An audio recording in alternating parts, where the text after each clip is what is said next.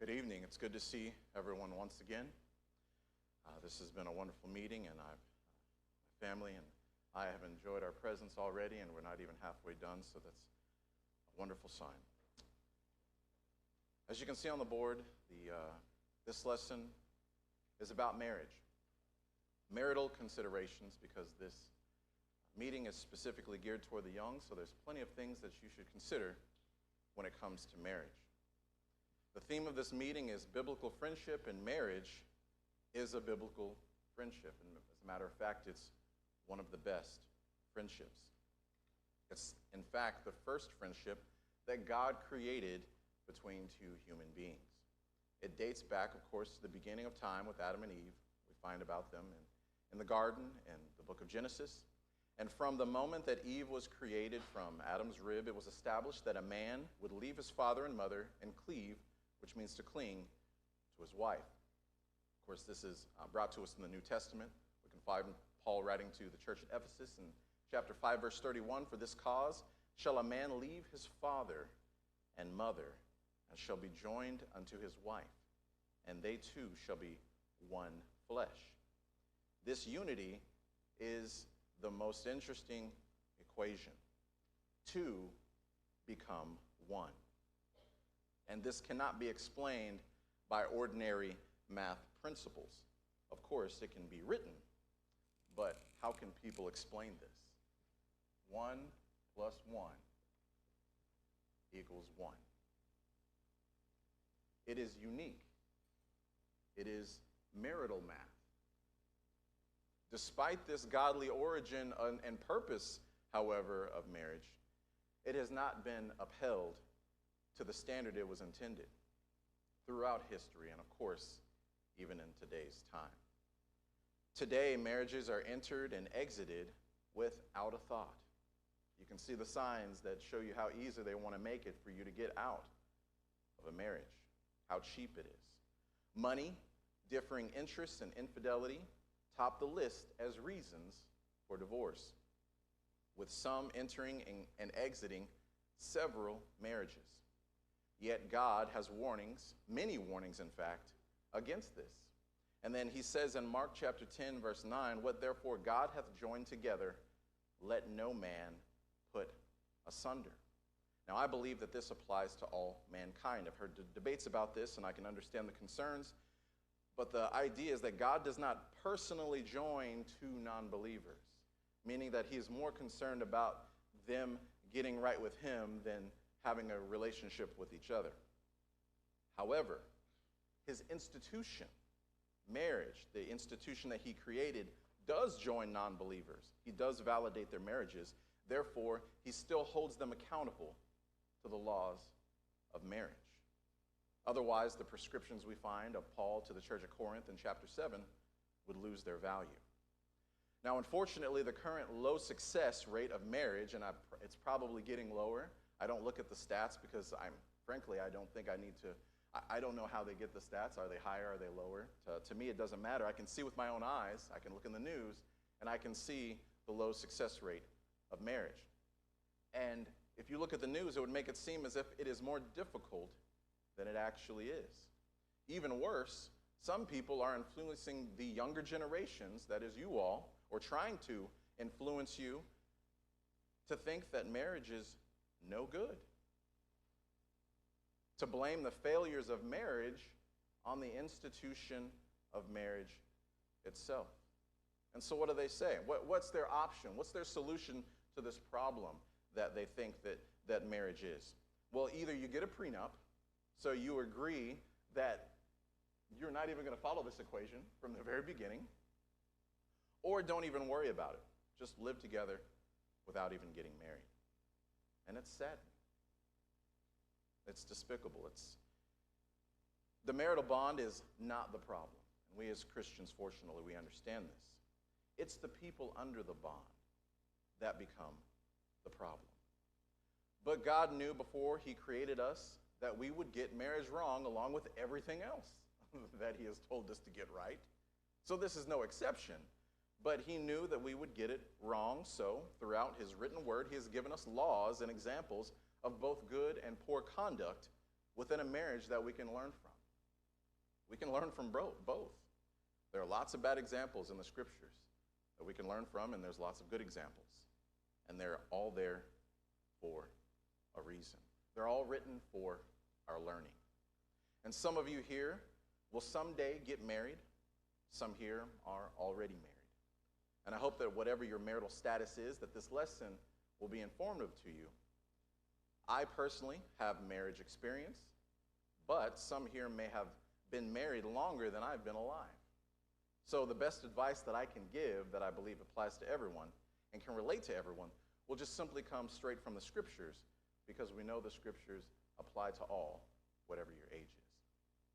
So, getting into the idea of marriage, what's step one? What's the first thing to understand about marriage? Well, many of you who are unmarried are already at step one. A great indicator of how you will perform, how you will act, how you will treat your spouse in a marriage is how you commit to Christ, how you treat Christ. And some people may not think that. Of course, the world will never tell you that. But Paul wrote in Ephesians chapter 5, verse 31, which we already read, "For this cause shall a man leave his father and mother and shall be joined unto his wife, and they two shall be one flesh." However, in the next verse, he also wrote in verse 32, "This is a great mystery, but I speak concerning Christ and the church." So he was covering two subjects. He was covering the physical marriages, but he was also covering the spiritual. So we can see from this verse that our physical marriages that we undergo are actually patterned after the spiritual relationship between Christ and the church before we ever knew. This was a plan that was created from the beginning, or before the beginning of the world. And now, after Christ has paid the price for us and ushered in the way for the church and for salvation, that's when we can finally see everything starting to come together. But God had this all planned out, and it is brilliant. And so therefore, the first biblical friendship or marriage you should seek is the one where you are a part of the church, where Christ joins you to his body, which is his bride.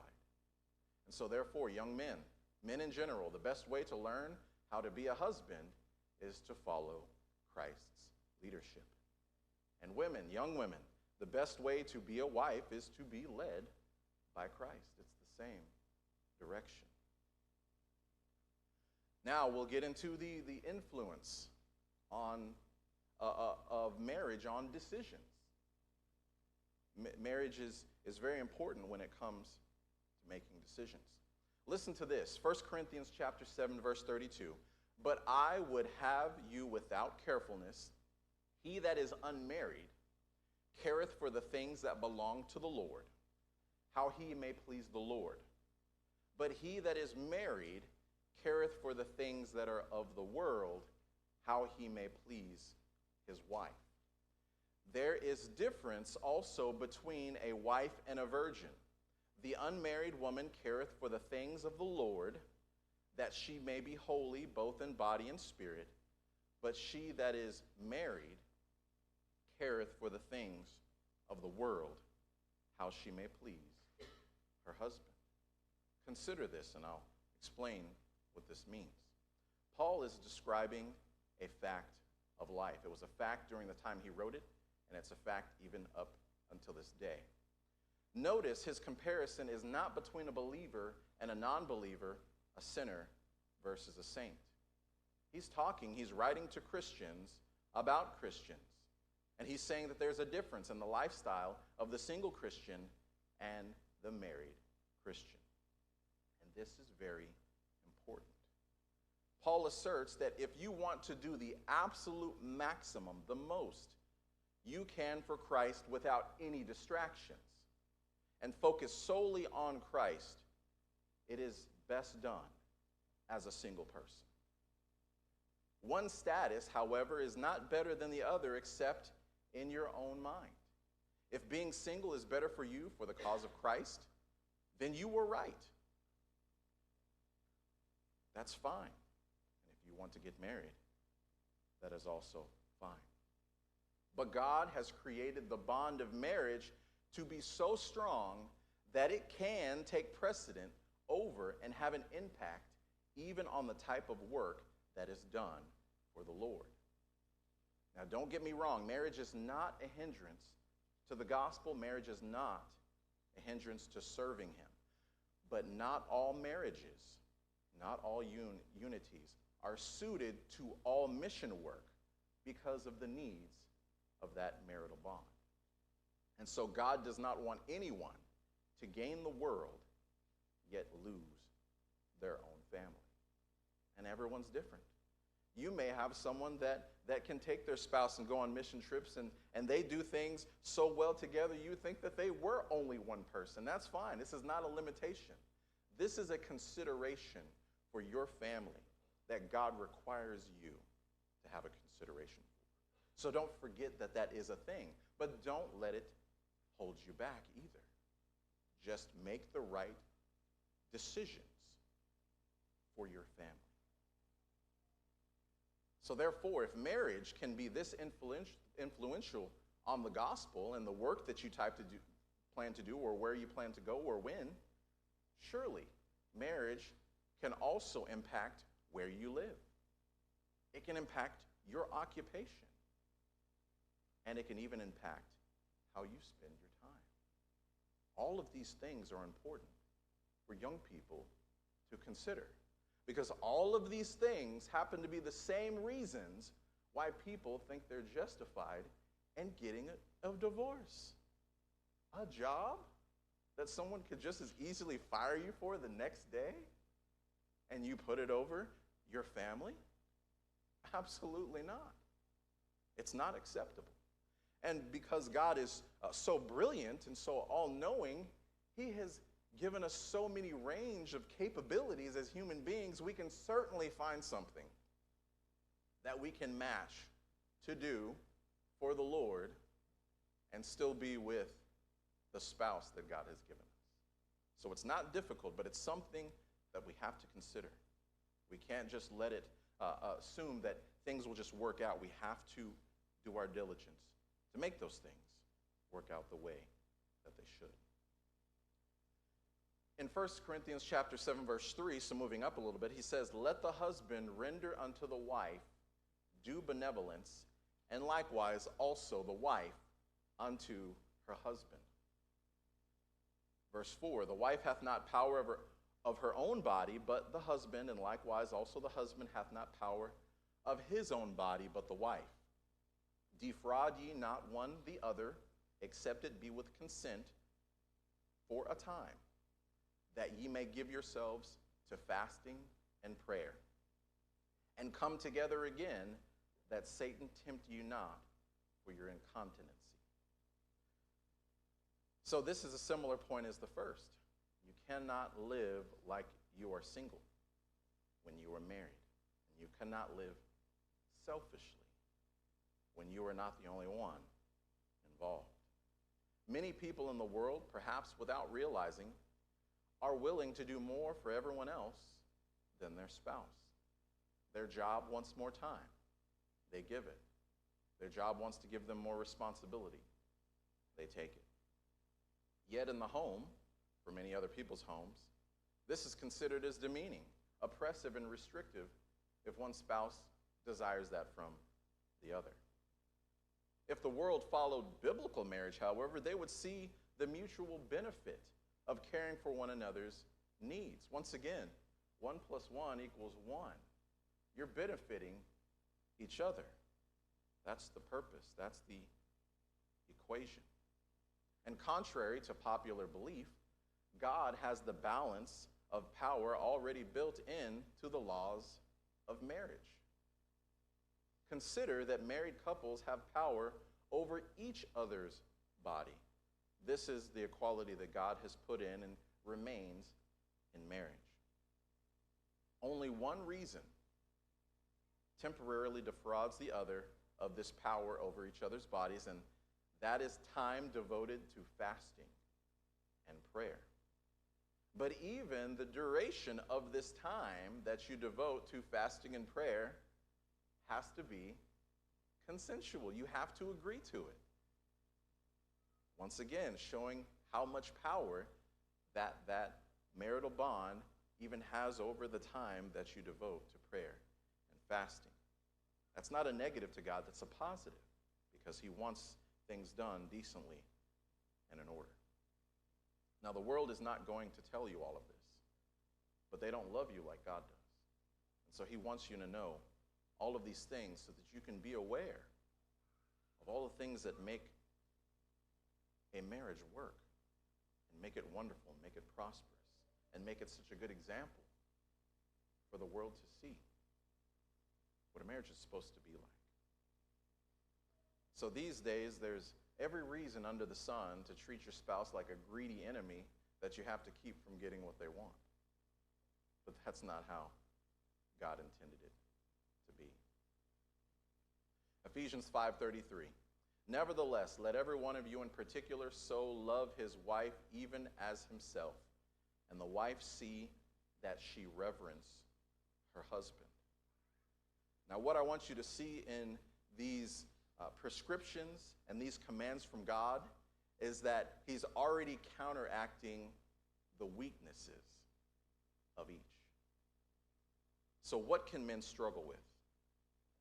Loving his wife as he loves himself. You disagree with that and you're married, ask your wife. Might find out, right? What can women struggle with? Reverencing her husband. Do these struggles sound familiar? Well, they certainly should, because even if people don't speak in the Old English like the King James, or even in biblical terms, you'll find out that people in the world are having these same issues. And that's how most marriages death spiral into divorce.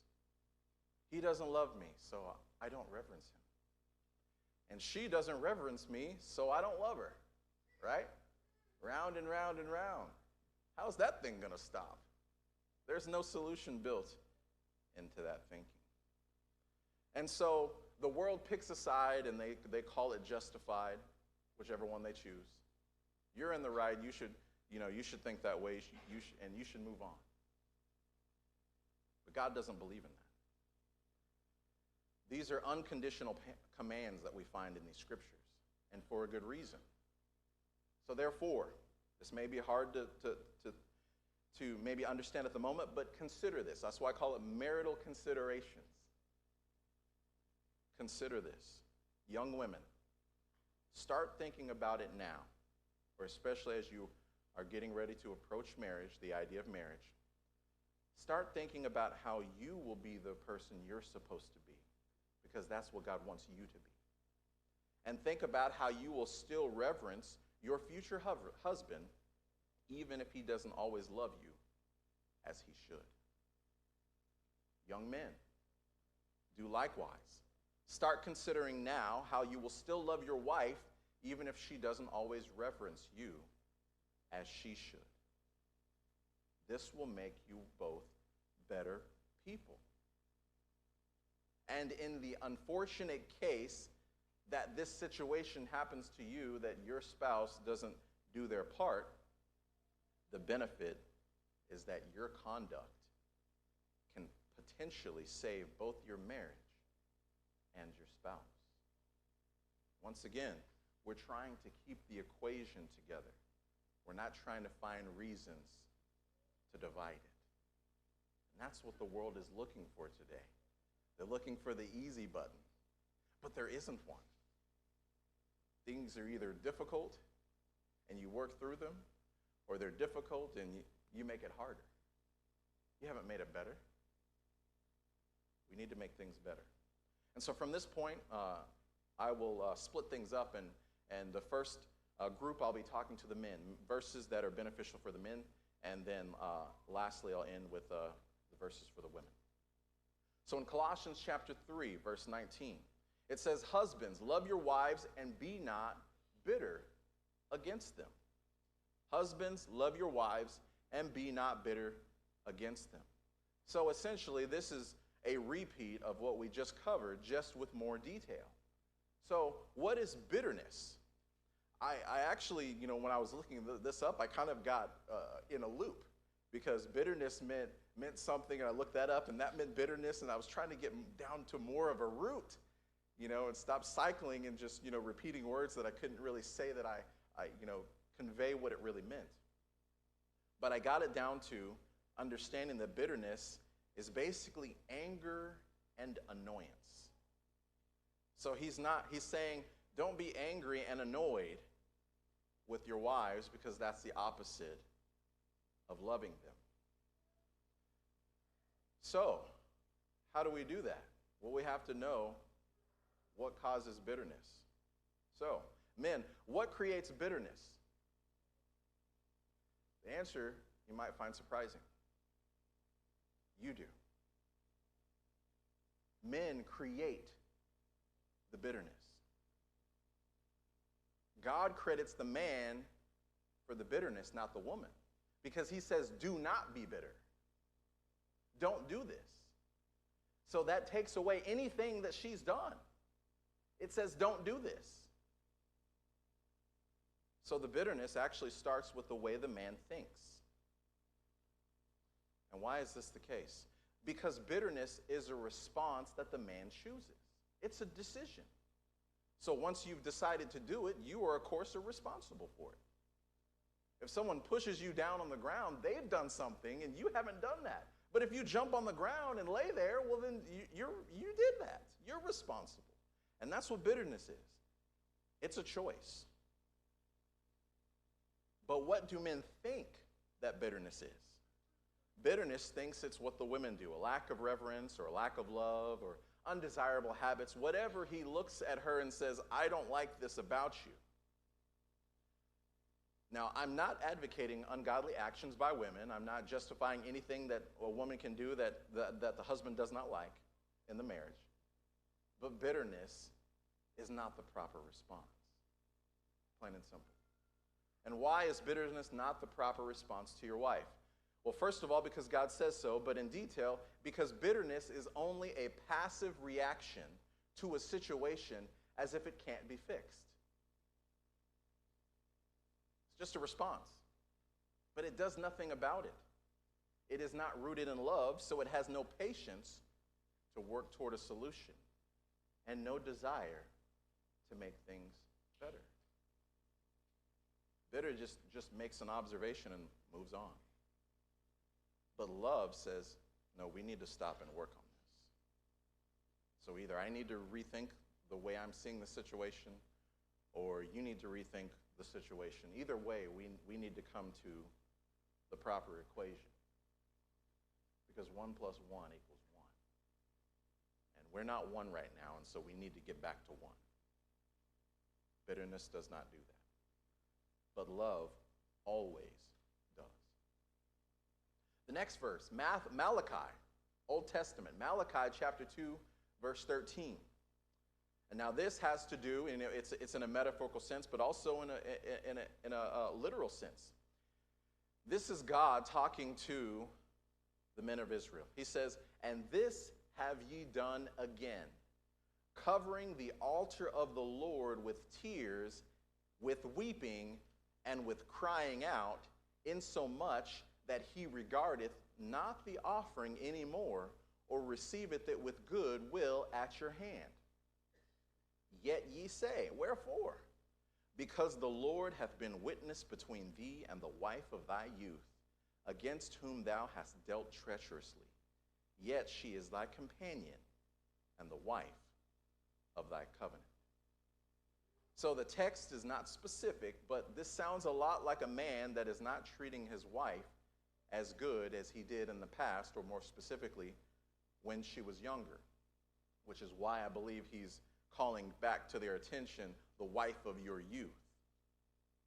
And that's something that a lot of people, a lot of men in this day and time need to hear. Because for some reason, and I won't get into details, but I'm sure it's stirring around in everyone's mind that's old enough, there are somehow these men that get in their minds that women have to have a certain standard, and if they don't meet that standard, even if that standard cannot be kept up for the simple fact that women age just like men do, that they're going to basically reverse time just without their wife. They leave them there, and they say, well, I'm gonna get someone that oftentimes, at least for the wealthy men, seems to be, half or a third their age, right? And that process is, I believe, similar to what's going on here. It doesn't state it specifically, but I know that in my own eyes, I can see that out in the world. How men don't get this idea. They start to lose the understanding, and even God's people lose the understanding of 1 + 1 = 1. And they find justifications. They find reasons why they can deal treacherously. They can get all the benefits of her when she's young and then feel justified to cast her aside when she's older. And so what made God so angry about this, besides the fact that they weren't doing this properly, in addition to that, this woman is approaching the throne of God, not with offerings, not with happiness, not with thanksgiving, but with tears and crying out. They're approaching the throne of God sad. And that made God angry. And he said, get it right before something bad happens to you. And he was serious. The love and care for your wife should grow. It also matures. It doesn't have to be the exact same feeling that you felt right when you got married, but it should get better. Because there's even more reasons now that you've been together long. There's better reasons than when you first got married that you can love her for. So that love should grow and not diminish. 1 Peter chapter 3, verse 7, it says, likewise, ye husbands, dwell with them according to knowledge, giving honor unto the wife as unto the weaker vessel, and as being heirs together of the grace of life, that your prayers be not hindered. Now, this is actually one of my favorite verses because it definitely puts the responsibility on the men to understand their own wife. That's our responsibility as husbands. Young men, that's going to be your responsibility, to understand your own wife. Now, I'm sure enough of us have heard many jokes about how impossible it is to understand women. And you know what? For the average non-Christian, I get it. They probably don't. They probably have no clue because they're not following the biblical principles in order to figure it out. But a godly man learns how to value and live with his own wife. And this is a lifelong process. It's not, well, I figured her out this year. Well, the next year is coming, and the next year, and the next year, because she grows and changes just like you do. It's an adaptation, but the equation stays the same. You're working to keep your wife. You're working to keep your marriage. And that shouldn't be a surprise. It's like I'm surprised how many people want to put marriage on this, just easy track, but they're willing to accept all the other things that are difficult and change with them. Does your job stay the same for 40 years? If it does, I'm amazed. Because, maybe 100 years ago that was possible. But these days, jobs change every year. And depending on what industry you're in, every 6 months. We're ready to adapt. You got to change. Don't want to lose that job. Well, think about that way with your marriage. Don't want to lose that marriage. Let's keep up with it. And it is not nearly as difficult. Not nearly. Because it's based on God's principles. It's not based on the world. If the world had created the institution of marriage, oh yeah, it would definitely, it should fail. But God is in charge of it, not man. And so you can do it, and you should be happy to do it. Now we'll get over to the women. Titus chapter 2, verse 4. This is already things that that Paul has written to Titus, and so this is kind of breaking a thought, but I'm going to start at verse 4 anyway. It says that they may teach the young women to be sober, to love their husbands, to love their children, to be discreet, chaste, keepers at home, good, obedient to their own husbands, that the word of God be not blasphemed. Now, the obvious takeaway from this would be for young women to learn how to learn their husbands, to love their husbands and children. But how they do this is just as important. And we see here that there is a responsibility for the young women to be willing to learn from the older women and to be disciplined and corrected by them. That is a teaching construct that God has instituted. And you turn on your shows and you'll find all these problems with the mother-in-law and the daughter-in-law. Well, they want ratings, right? I mean, no one's going to look at mother-in-law and daughter-in-law. Well, what ratings are those going to get when they're getting along following the Bible? I mean, it depends on what channel you watch, but it's not popular. But that's the way it's supposed to be. It's supposed to get along very well. And I'm not tooting my own horn, but I'm glad to say that I don't have my wife's parents calling me after she's had to talk to them about how I've been treating her, and that's a good feeling. They don't need to worry about me. And this is the way it should be. So the older women, what are they supposed to teach them? Well, they're supposed to teach them how to be good wives. And it literally, already tells the things that they should learn from them because they have more years of knowledge and experience. And they're to teach them how to be good keepers at home. In the Greek, that means stayer at home or domestically inclined, and one of the best examples that I can see of that for someone who was very industrious, even though it seems like a very high bar to live up to, is the virtuous woman in Proverbs 31. It's an excellent example of someone who was a keeper at home, yet she did so many wonderful things.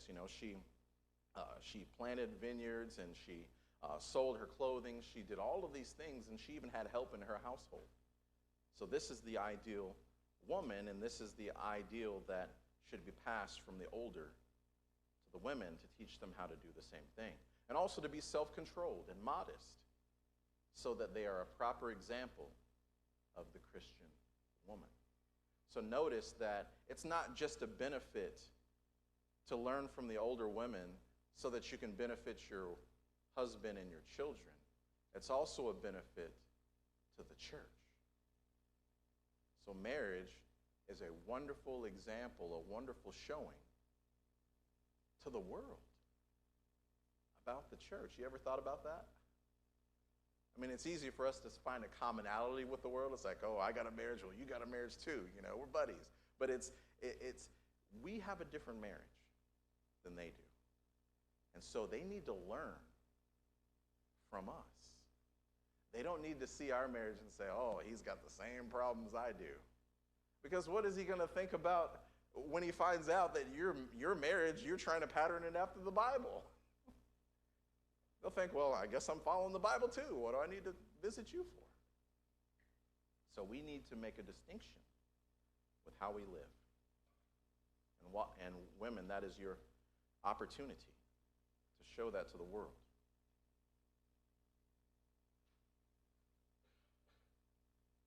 And even though there aren't specific, in this book, it's hinted at, but it's the same idea with the older men and the younger men. You should have that same relationship. Yes, you are to be the head, but it's not like, well, okay, now I'm in the responsibility to make decisions, and so I can't use anyone's help. No, not at all.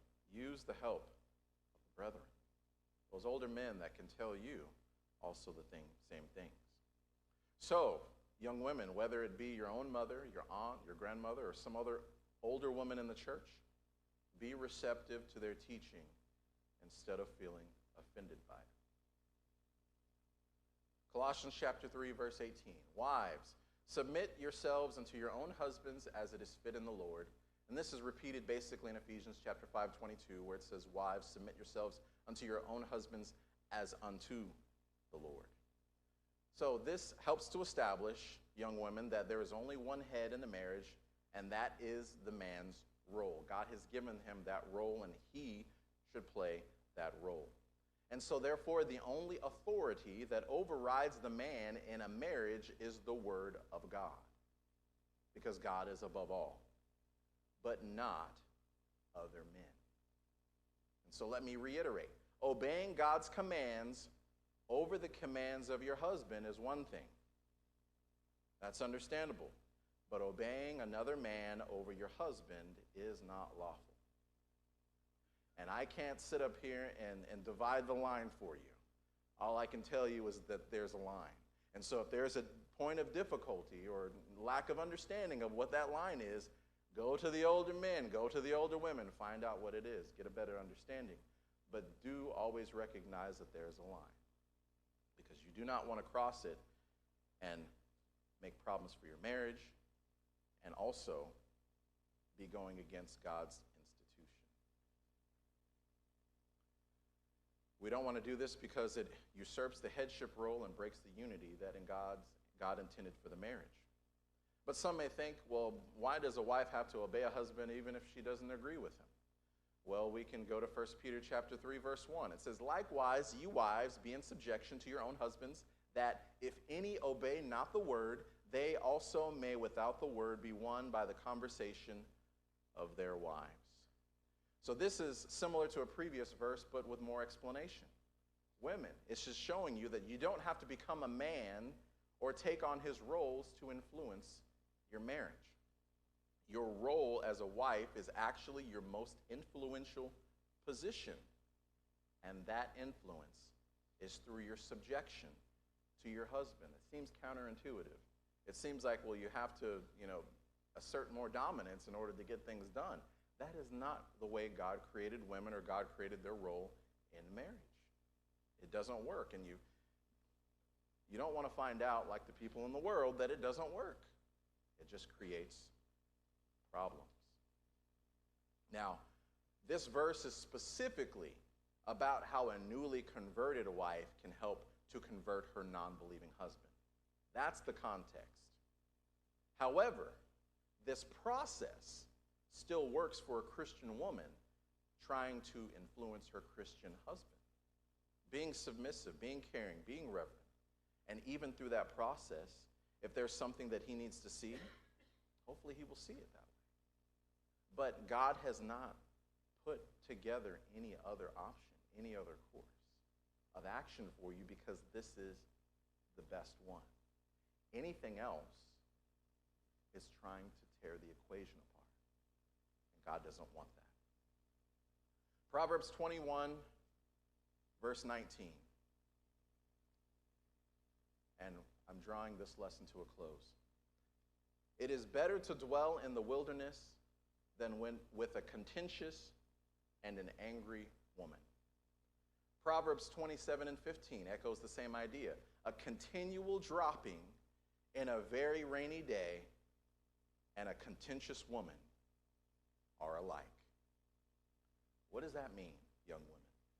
Just like men can turn disagreements with their wives into bitterness, wives can turn their disagreements with their husbands into contention, also known as brawling and anger. Even the Bible recognizes that a woman like this is hard to live with. So just like men, women can often find things they don't like about their spouse. But contention is not the correct response, because that is not rooted in love. The proper course of action, as we've already discussed earlier, is discussion about it, prayer to God about the situation, and other proper means of communication. Not that those are the only, there could be many other things that God allows in order to help solve that situation. But in the end, young women, understand that the final judgment belongs to the husband, whom you must love, reverence, and obey within God's guidelines. Never against his will. God never requires you to do anything against his will, but know the difference. I hope that I've given the young and unmarried, and maybe even the married, enough food for thought. You don't have to take any of this as law just because I've said it, and I'd be happy to provide all of these examples for you to consider for yourself, because it doesn't matter how many times I say it, it matters how much you read it and know it and apply it. Because me knowing this can do nothing for your marriages if you don't know it and apply it. So these are just a few verses to consider. There are plenty more. There's an entire Bible worth of wonderful examples and information to cover. But young men and young women, if you want to get married, prepare for it. The best marriage is one in which both the man and the woman follow God's rules. So don't hesitate to seek a lot of advice from the older men and women.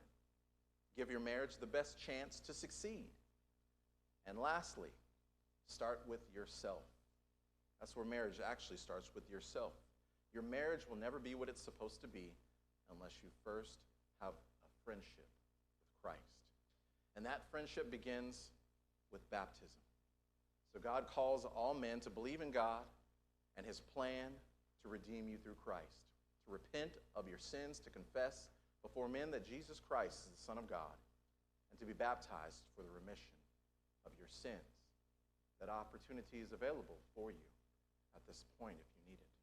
And for those who need the prayers of the church, once again, as it's been extended last night, this is yet another opportunity, not the only one, but if you have waited up to this point to cast your cares upon God, knowing that he cares for you, then don't wait any longer. Come forward, we can pray with you and pray for you. So if there's anyone of either class, please make it known as we stand and sing the song.